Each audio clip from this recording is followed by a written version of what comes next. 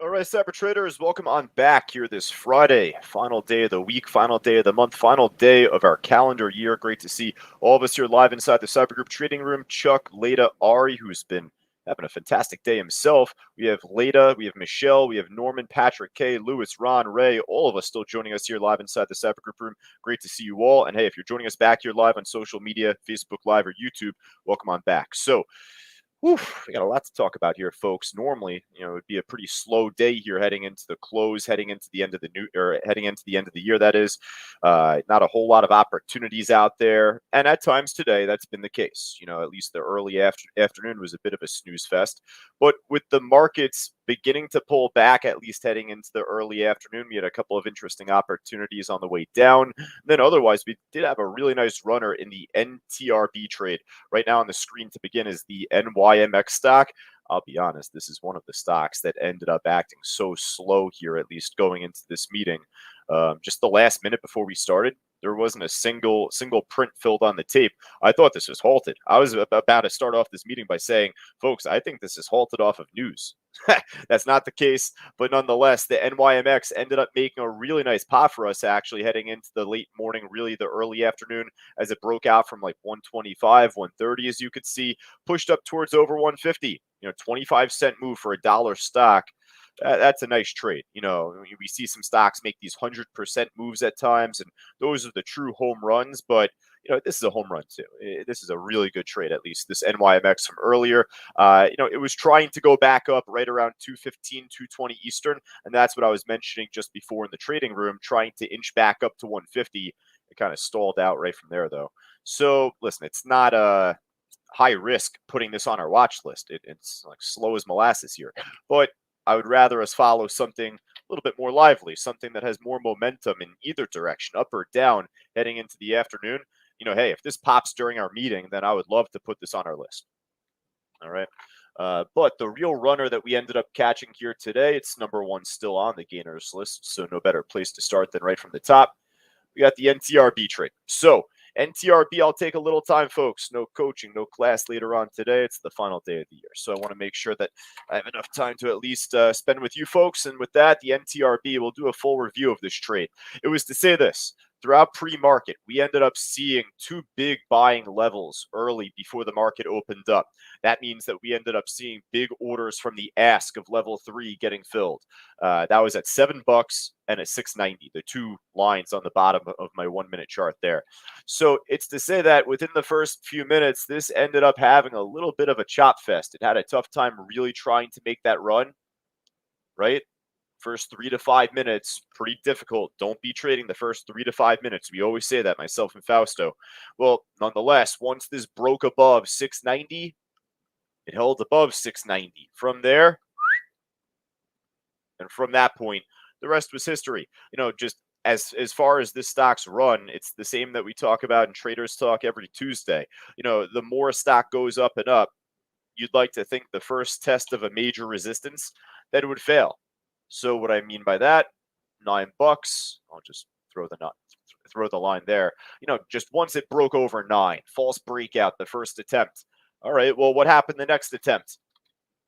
Much better run, right? Popped over 9, I think, for 10 seconds, a little shake, but ended up pushing right back up. And same thing happened here from 10. False broke 10 the first attempt, came back down, second attempt, off and running. Now, stock can't keep going up like that forever. At some point we're going to see a true top form, a true false breakout, or legitimate reversal. So hey, look what happened. First test of 12, false breakout. Second test of 12, though, and that was the end of the road on this trade, at least up until now, right? So this trade right now is trying to make the push back up once again. Ended up finding support at 10. And actually, it ended up moving back up to 12, actually, heading into the early afternoon, but failed to break higher. For right now, still in a bit of a channel, right? You don't know if it's going to move back up to 12 at all or make a lower high here and slam right back down.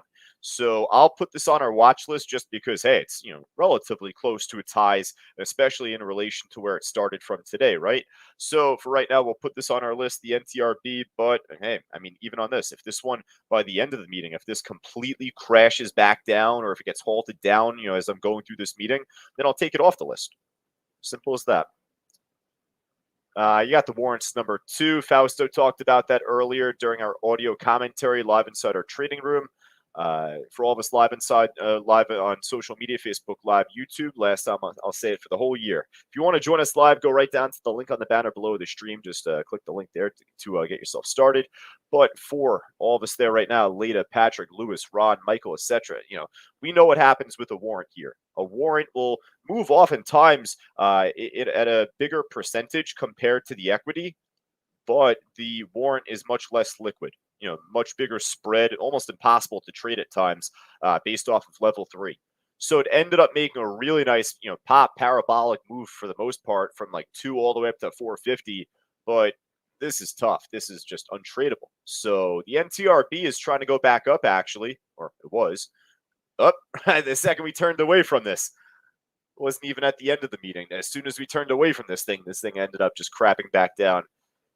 I'll keep it on our list. I'll keep it on there for right now. I really mean like a true slam below 10 and get halted going down.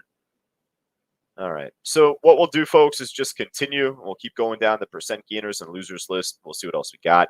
We'll skip over age. That's below $1, and we'll keep it going.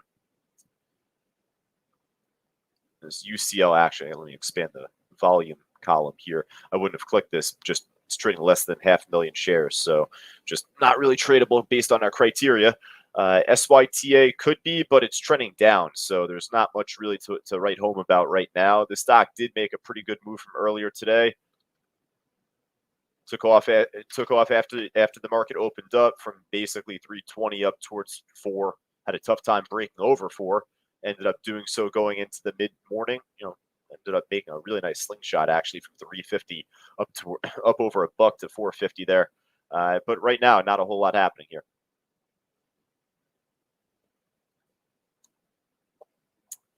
I guess I skipped over MDRR. Not really much happening right now as well. And that might be the case, across the board at this point, folks. We had a good morning. And again, a couple of the other movers, perhaps the XERS, we'll cover briefly. This is the exact platform that I ended up trading off of from today. So I have all my crazy lines for all of us that I do coaching with. I have these lines up still.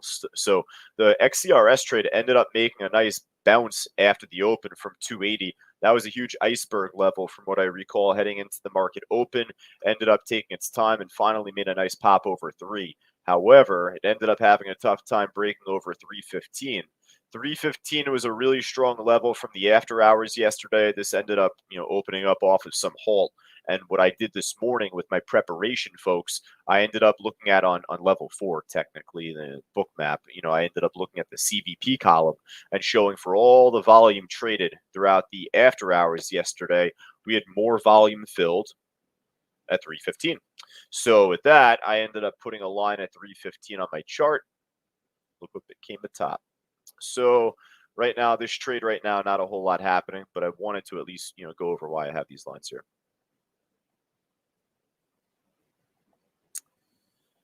All right, now I'm just going to kind of skim. We got the UXIN, which, talk about slow as molasses. Just going to zoom in on the chart here for a bit. It's only trading about 7,000 to 6,000 shares per minute. And looking at the orders that are out there on the order book, this really needs a kick in the pants if it wants to go. I guess it was trading a lot more than that just earlier, perhaps by 2 o'clock, a little bit after 2 o'clock. It was trading a little bit more volume than what it's doing right now. It's at the highs. I like that, but it's just super slow. So I guess I have to put this on our list with the way it looks on the chart, right? And it's very low risk for me to put this stock on our watch list. It's really as level 1 as it gets. So UXIN trade. BBIO has been a really nice runner from earlier today, but the issue on this stock, there's no issue on it right now, just as long as it's shortable. This is a really nice short, at least from the lower high it made off of 17. But from earlier, ended up making a really nice run from the morning. This stock we've grown to become pretty familiar with. We know that we can't watch this stock every day because not every day it's going to be trading, 15, 25, 40 million shares day to day. It ended up making a big drop for us earlier this week, or I believe that could have even been just about a week ago Friday, right? But nonetheless, ended up making a beautiful dead cat bounce once again today. Tried to continue to push But on this stock, it had a really thin volume out there on level 3. I mean, much thinner than even what you're seeing right now. It's on like a 5 or so cent spread currently, and the orders out there are pretty small. They were even smaller, and the spread was much bigger throughout the morning. So for right now, this stock is actually more tradable to me now than what it was earlier. And it's shortable. So if it's not going to break any higher, perhaps this could be a good short heading into the afternoon here. So don't mind if I do. I'll put BBIO on our watch list. All right, keep it going. AVCT, familiar name. I don't mind looking at it.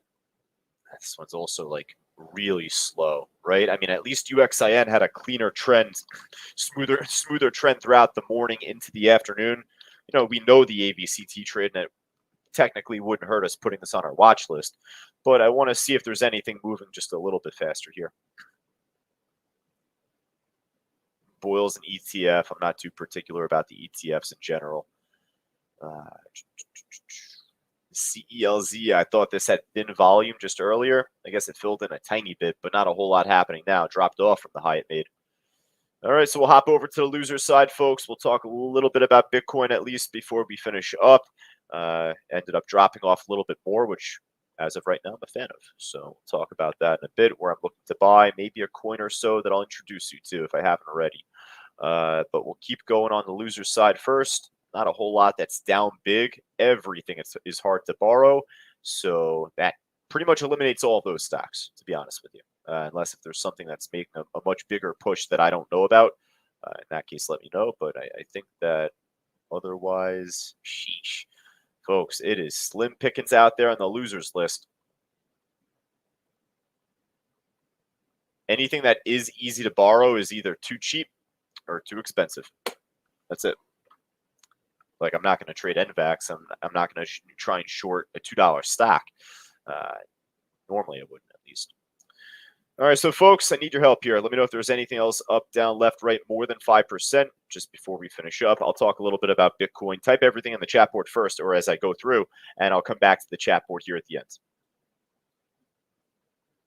All right, we're dropping today on Bitcoin, which, again, I'm a bit of a fan of right now. I'll explain what had happened, at least, from the last time we talked about this, from Wednesday's meeting. So we ended up seeing continuation on the way down after Wednesday's meeting in the afternoon. Dropped down towards just around 46. And then from there, made a nice recovery and actually ended up making a much bigger recovery last night here. I thought we would end up seeing a bit of a drop last night, and it ended up popping going into the morning, at least. This is the morning. This is actually a 5-minute chart, so I wanted to show this. I normally don't show like a 1 or a 5-minute chart that often, but I want to show you how fast this drop is, at least. And with that, I ended up building this line at some point over the last day or so. I don't think I had shown this line officially from the last meeting here, or at least from the one on Wednesday. But it ended up building pretty nicely off the lows, and then over time we had our big snap from here. Well, this line ended up technically acting as resistance for a bit. Little head fake here where it broke above it, snapped down, and that's where I thought we would see a further drop. But, overnight we ended up seeing a really big pop back up. I reckon at this point now we can call this another head fake, to where it didn't continue running up higher. It actually used this line beautifully. Like, I swear to you, I put this line up like 24 hours ago, at least, 24 to 48 hours ago. But it's to say, look how well this line held as support. I guess you could also say the 100 EMA on my 5-minute was, using as support too. But once it broke below these, big drop right back down again. And it's the drop that I was anticipating off this head fake. But let me go back now. I'm going to jump back to my 6-hour graph here. This is normally what I like to show.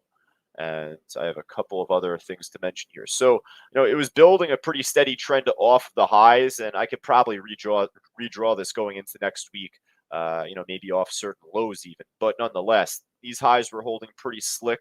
So I put a trend line here. Wouldn't shock me if we happen to see this over time drop down at least a little bit lower and come close to this trend line again. And that could be as low as around even 43 or so.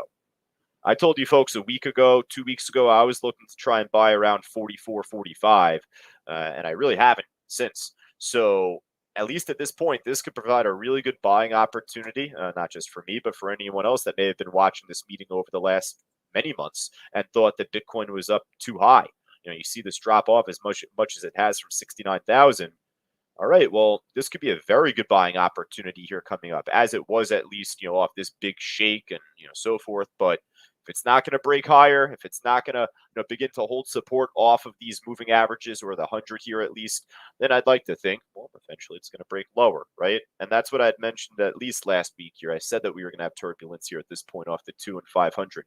So, I'm looking to add. I'm going to wait a little bit longer, or maybe over the weekend I will if it drops off that much further.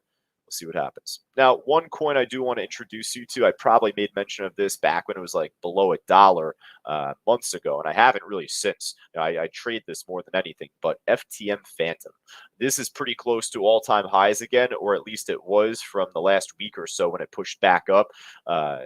A lot of bullish sentiment on FTM. So if you're looking at an altcoin to try and dip into, I'm not in this yet. I'm just, telling you that firsthand. I'm not in it currently. I am looking to. So, I'm not giving you something that I'm in from like 90 cents or, whatever, trying to get out at. No, I'm very bullish on this, but let me bring you to the FTM to Bitcoin chart. This is called Phantom. So FTM, I ended up using a fib retracement here from top to bottom. And for right now, if we happen to see the altcoins begin to crash further, I'm looking at this chart and I would like to see this. Oh, I can extend these lines, I think. There we go. I would love to see it pull back either towards the 50. And if we have a really fast drop on Bitcoin and the other alts, then it wouldn't shock me if we drop down to the 38. So, I'm very excited to jump into this. I hope I don't get in too quick and it ends up pulling back further with Bitcoin. But, I'm looking forward to seeing a continued drop, at least on Bitcoin, which should carry pretty much everything else. I'm sure that there will be, one or two or a few that, that will go against the grain and outperform really well. But most will drop off further than Bitcoin will, to be honest. So that's one to watch. Phantom not tradable on Coinbase. That's a shame. I'm on KU Coin. It's one of the ones that I'm on. John says Ethereum seems to hold up and outperform Bitcoin. The last week or so, and I don't have my Ethereum chart right now up, John, but the last week or so, it didn't look too good. It needed to kind of hold a little bit higher, and it hasn't. It was for a while. It was outperforming for a little while, but I think that it may be over. We'll go into Ethereum on Monday. How about that? If you want to remind me, Ethereum on Monday, we'll do. All right, folks. But if there is anything else in Stockland, at least here in the Cyber Group room, or for all of us on social media, Facebook Live or YouTube, one more time before the end of the year, let me know.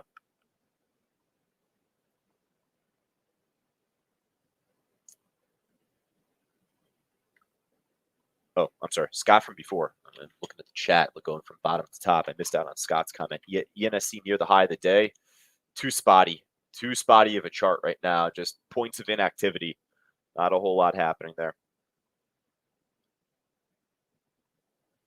Oh, let me bring it to the SPY really quickly. So I was commenting on this in the Cyber Group room earlier today, and I don't really comment on the SPY too often. So you may have looked at that and was like, why is it calling out the SPY?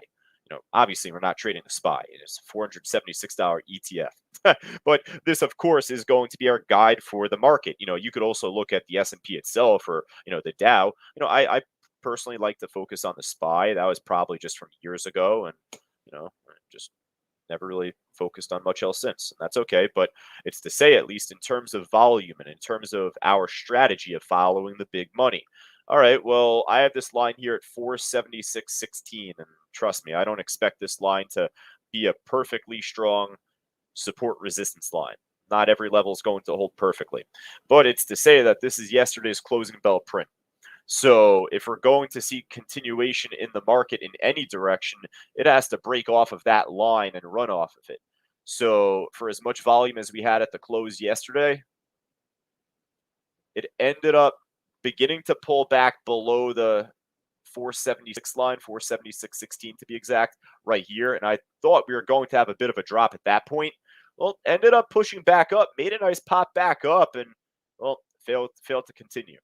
Right now, we're still seeing lower highs being built. If this happens to hold perfectly here and then begins its much bigger drop, don't be surprised if a lot of stocks go with it, of course, right?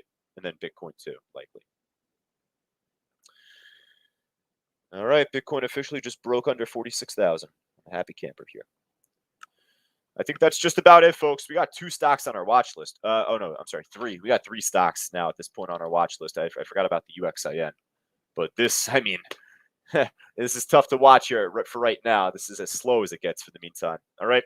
So, hey, for all of us on Facebook Live, YouTube, I'll speak to you folks first because I'll be talking to all of us in the cyber group room coming up in the next few or so minutes. But hey, if you're joining this meeting for the first time, if you're a returning member to this afternoon broadcast on our social feeds, I appreciate you joining us, and I sincerely mean that. And I have to sign off each and every day. Each and every day, each and every afternoon. I appreciate you sticking with me, and that's true. For you to put in the effort to learn a strategy, it takes a lot of time. It takes a lot of effort. For all of us inside the cyber group room, you folks know that exponentially more, right? But, hey, for all of us joining us today on social media, if you have any questions, any comments, any thoughts, anything that you would like to chat with us about, feel more than free to send it right on over to my email address, josh@c2trading.com, and I'll be more than happy to help. All right. If you're not sticking around inside the trading room, if you're dipping out early, I wouldn't expect many to be at this point, but I hope that you have the happiest and healthiest of New Year's ahead. But of course, I'll be back on the mic, folks, at 3:30 Eastern time. All right. I'll talk to most of us coming up pretty shortly. Take care.